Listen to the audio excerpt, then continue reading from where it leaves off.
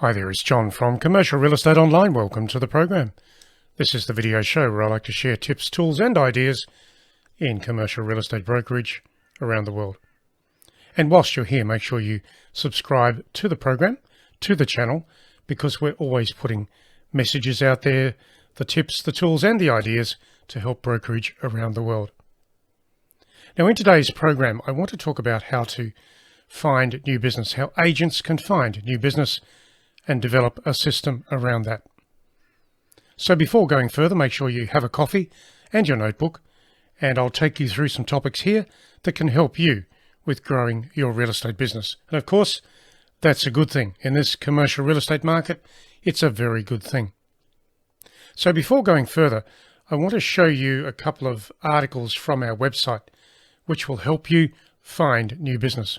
This is our website, by the way, which is commercial-realestate-training.com. But particularly regarding finding new business, I've got two articles here for you to check out. This one here is called Prospecting for Clients in Commercial Real Estate Agency Today.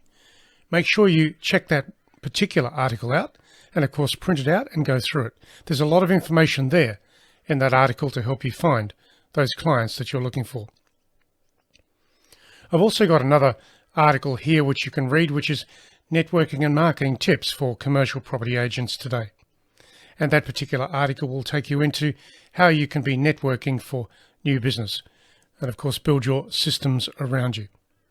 So those two articles will help you, and those two articles are at the website.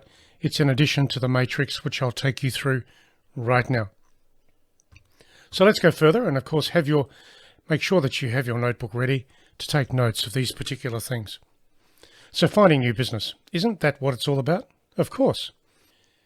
Each day you should be spending 3 hours finding new business. Yes, I said 3 hours, continuous hours. And the top agents do that. They do that all the time because they build discipline into their real estate day. So if you're looking for new business, understand the benefits of discipline, not just random real estate, but disciplined real estate. 3 hours a day in the morning before you do anything else. So here is the system for finding new business. So there are different categories here, of course. There are 6 different categories, and I'll take you into them. Local business owners, tenants in buildings, landlords, of course. You can also check out the property ownership records. Allied professionals, they are very useful. And then development approvals. So the new business you actually want is in those particular categories. And therefore you need a system that can take you down into those particular activities to get the business that you're really looking for. So what can you do with that? Let's go further. Finding new business, the local business owners. It is a fact that you can get so much information from local business owners. You simply have to talk to them. You can do that 2 ways. Call them, that's good. And also drop in your business card, that's good. It's not really complicated, it's just a system. So talking to business owners, you can do that anyway from the Yellow Pages online for the business community in your location. So each day you should devote a degree of time for calling down all the businesses in your location to see if they have any property requirements. Lease, sale or buy, doesn't matter. You can help with all of that. So the local business owners are owner-occupiers, or they could be tenants. They may need to expand, contract or relocate. And of course from them, they'll share market intelligence with you. They are good sources of leads in commercial real estate. And they'll tell you what's going on in the precinct. So that is wonderful. The local business owners. Let's go to the next category here. Tenants in buildings. Now leasing agents should be doing this all the time. Going into buildings, the larger buildings, checking out the directory boards. There you are there. Checking out the directory boards, getting perhaps a photograph of the directory board so you can call down all of the tenants in that particular building. And the directory boards give you that list. It's wonderful. And then of course you can research the local business owners, the business leaders, and you can target particular buildings. That's useful if you focus on a segment like an office building or a retail sector, that sort of thing. Number 3, landlords. Now, landlords, of course, have issues with property investment and or occupancy. So within this category, there are so many subsets. And I'll just give you the subsets now, and I'll go into the subsets in greater detail in other videos. But here are the subsets. Companies and corporations, developers, they are landlords, funds managers, local government, of course, portfolio owners will be investors, private investors, and shopping centre owners. They are the landlords that you should get to know. Let's go to number 4 here. Property ownership records. Now this takes time. You have to develop a system around this because property ownership research does take a degree of effort. And how do you do that? Well, you focus in streets, precincts, buildings. You take photographs, you look at the records of property ownership, and even then it can still be hard. So what you have to do is ask questions, look at the ownership records, find out who is behind the property ownership record that you're looking at. And sometimes that might be a company or a corporation, and it becomes a bit hard to find out who owns that company. But through diligence, you will get there. And that's why in the particular courses that I have online, I share the information about how you can do that and why you should do that, because diligence in commercial real estate is a very good thing. So the property ownership records. That will, of course, be the developers, the owners of property, the local authority for approvals of developments that are going on. That's useful.